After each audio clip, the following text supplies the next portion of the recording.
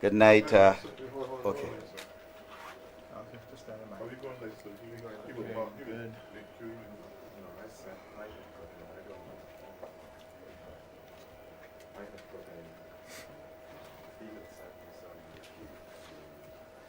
Yeah. Hi, good night. Well, midnight now. Here at the Department of Emergency Management, we're about to get a briefing from Home Affairs Minister Edmund Hinkson, just to bring us up to date on what's happening with Tropical Storm Dorian. I'll turn over to you now, Minister. Okay.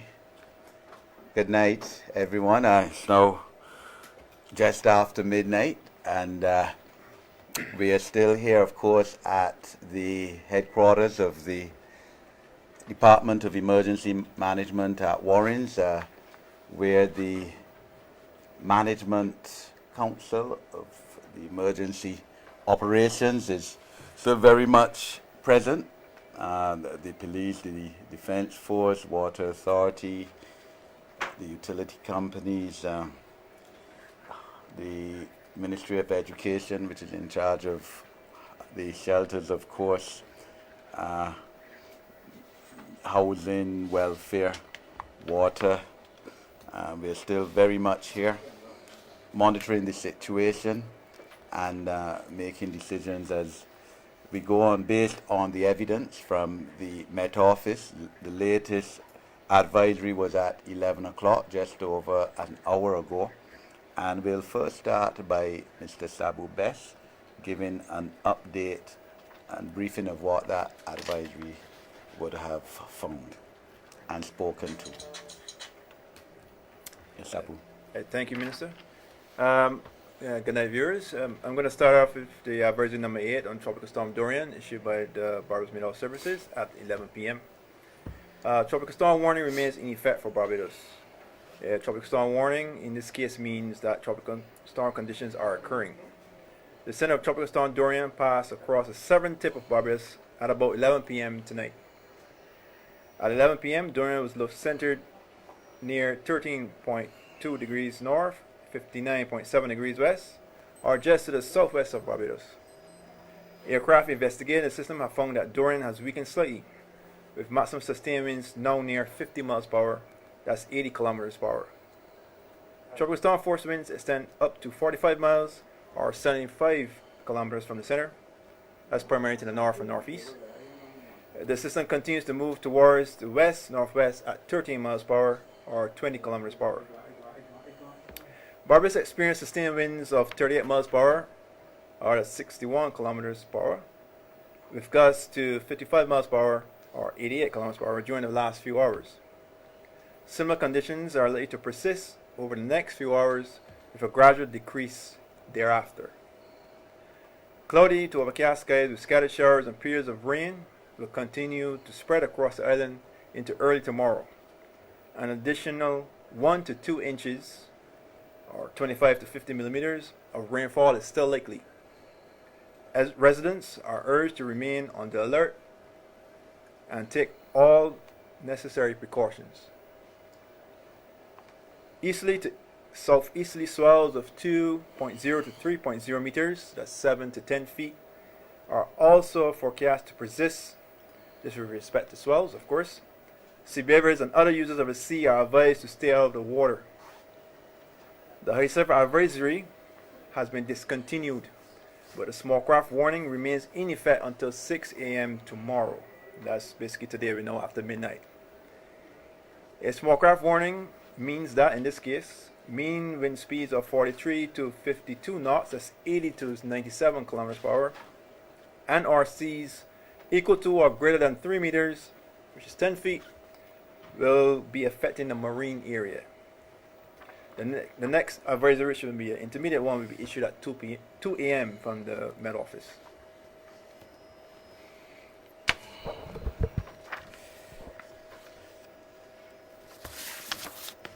Okay, essentially what the Met representative here on location, Mr. Best, has said is that the center of the eye passed over the south of Barbados about an hour ago or so. This is in keeping with what the Met Office been predicting for the last 48 hours or so that center would probably pass somewhere to the south of Barbados. It is said to be weakening, which of course is great news, but we're not out of danger as yet. The advice is that there's a tail clearly, which can still bring rainfall, thunder, lightning, and winds. And of course, we're right into the middle of the night, and we know that any system, clearly is that it's worse in the night as opposed to daytime. We're urging all to still take the precautions. Don't come out your house. This is no joyride or adventure. We want to, of course, minimize the damage that will result from this system. We've heard of minor damages around, no significant damage or multiple damage. We've heard of a tree, I believe, falling in the St. Luke's, Melverton area in in St. George.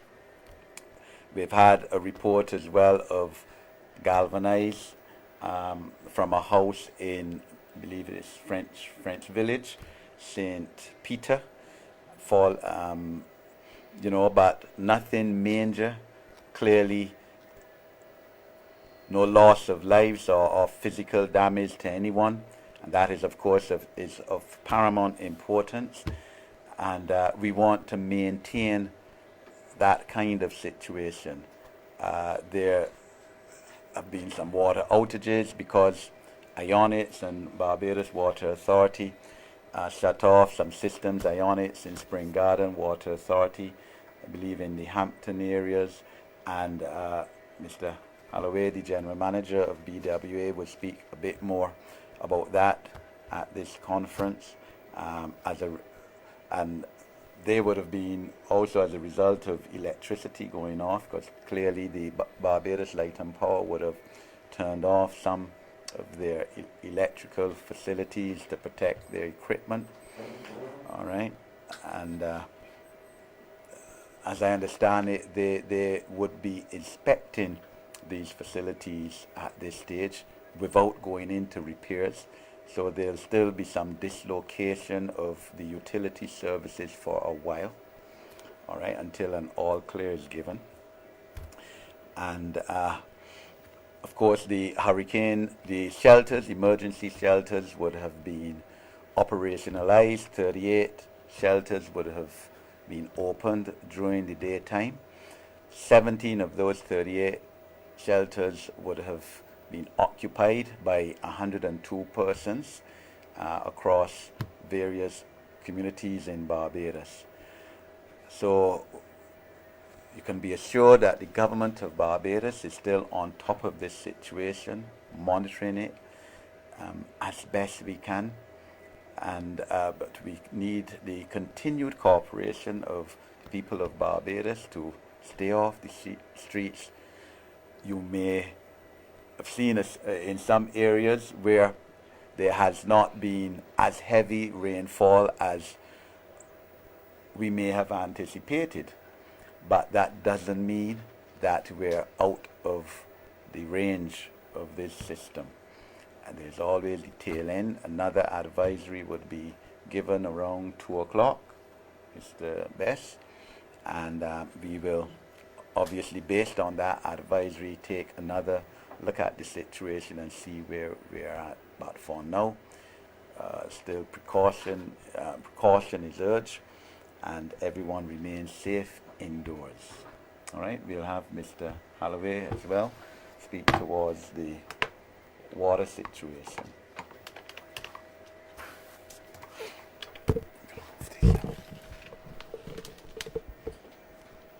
Good morning, all. Thank you, Minister. Just a couple of things, really. The Barbados Light and Power's outages would have impacted on several of our facilities, but not too many, particularly in St. Philip or in the south. We would have had some impact felt at the Hampton and at the Bushy Park booster stations. And those two are currently offline.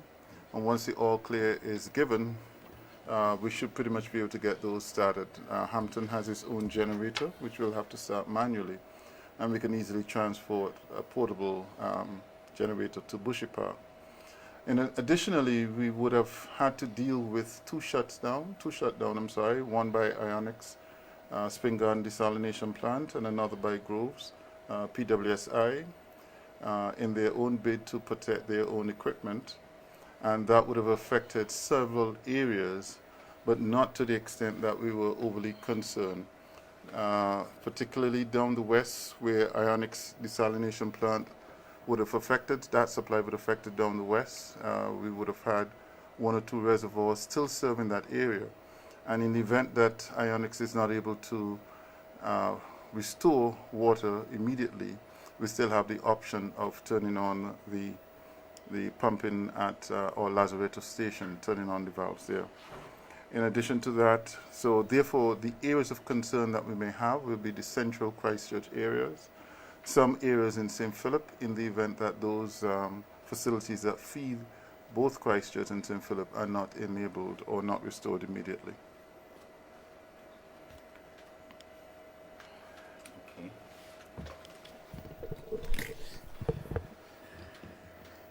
Okay, we'll now have Ms. Kerry Hines, the Director of the Department of Emergency Management.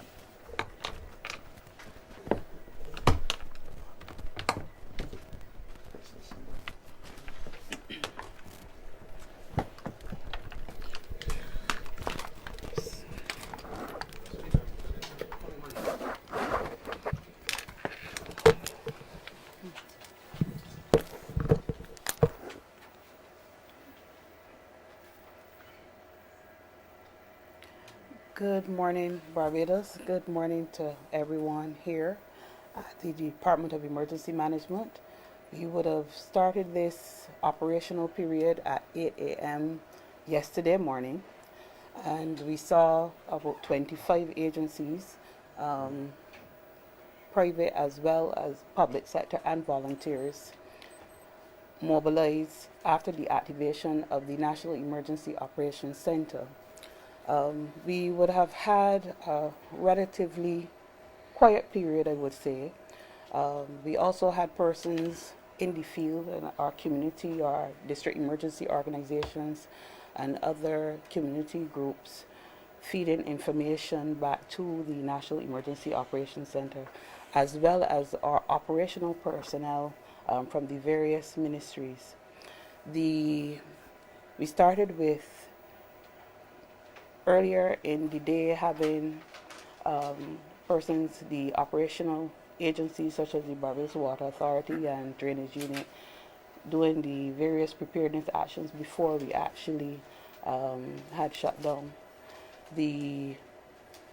And based on that, they would have tried to do the last minute preparatory actions before we went into the period where we would just monitor the situation at this crisis center. What I would say is it was a relatively quiet day, and we're very glad that at this stage we do not have that many damage reports or any instances of loss of life or anything like that. What I would also wish to say at this stage is to really thank the persons for the continued support and the continued efforts, because we had a very long day. I would like to implore the public to still be vigilant, take the necessary precautions, and listen to the media and listen to the National Emergency Operations Center for any official information with respect to the system and what actions you should take. Perhaps Mr. Best from the Met Office can just explain to us the weather phenomena, how those played out in relation to Tropical Storm Dorian.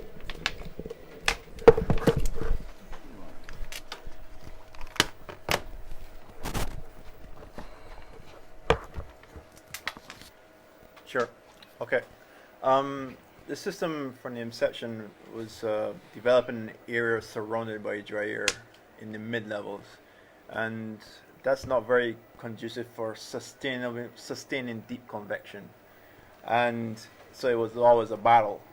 However, we must admit, this morning, what was yesterday morning, there was a small period where it was intensifying, and it appeared it was overcoming the dry air that was surrounding it.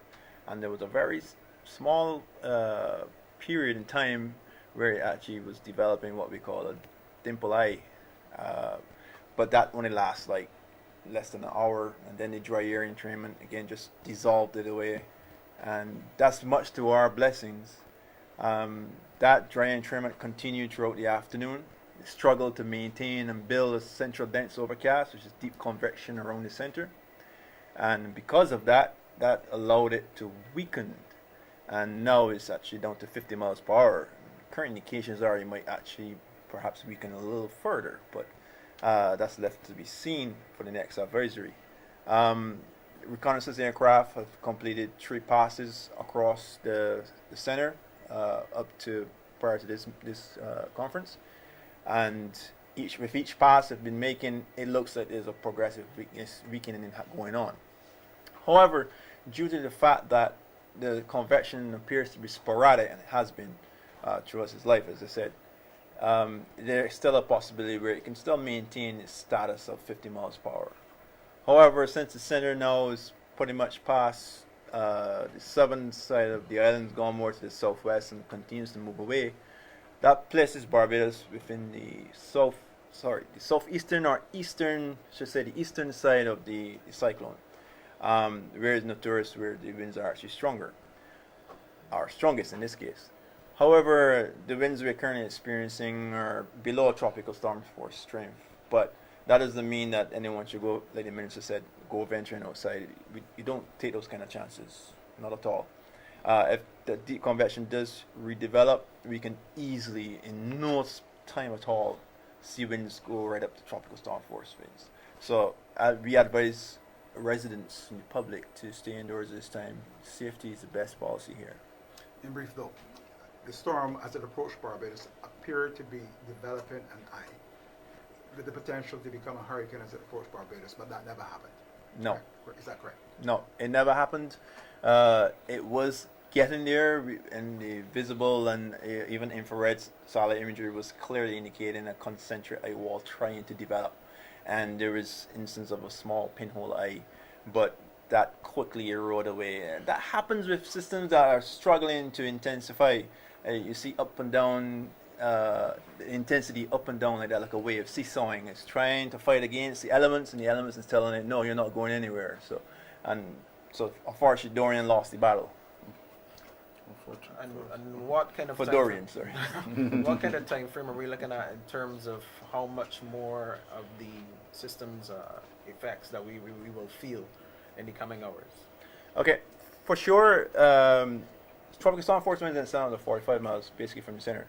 And you can work out the basic mass from there. If you're moving towards the west, 13, 14 miles per hour, or west-northwest, that is, you're looking at 3-4 hours still in that vicinity. So within the next 3 to 4 hours, that's the key, really. Outside of that should be, for sure, gradual improvement in terms of wind speeds.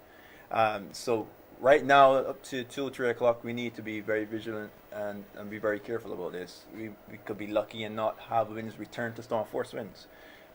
Intensity. We did have storm force winds at the airport, like we indicated. It was a very brief period, but so far behind the center itself, we've been fortunate because the convection has eroded, and it really needs the convection to kind of keep the winds going too as well.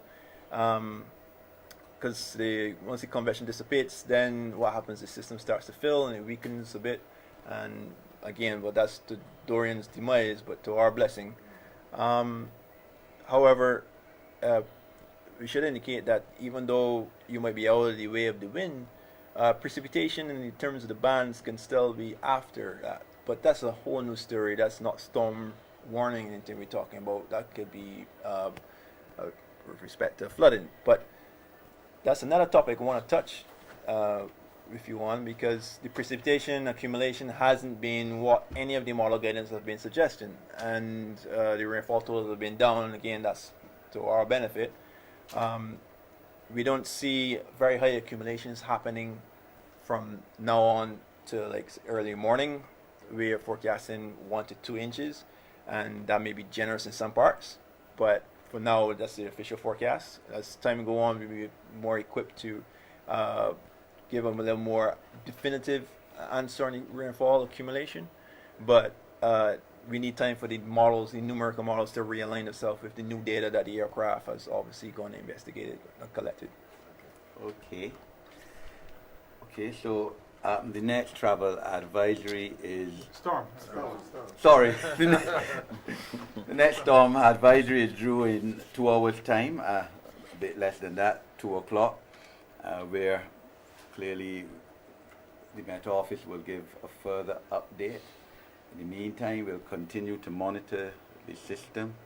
We will remain here. As the director said, some of us have been here since 8 o'clock this morning. 8 o'clock yesterday morning, in fact, no. You know, the public can be rest assured that the government of Barbados will continue to stay on top of the circumstances. The Minister of Information, Acting Minister of Education is here as well. You would have heard her earlier yesterday evening now in terms of the shelters which would have been activated. And we know that Barbadians will be keen to be told when the country can return to a state of normalcy. As I said, we hope to be in a position, but we don't know for sure. It depends how, you know, the system behaves in the next couple of hours, but we hope to be in a position to speak towards that particular issue within the next couple hours or so. In the meantime, everybody continue to be safe. Do not leave where you are at present, and continue to take your precautions. Thank you.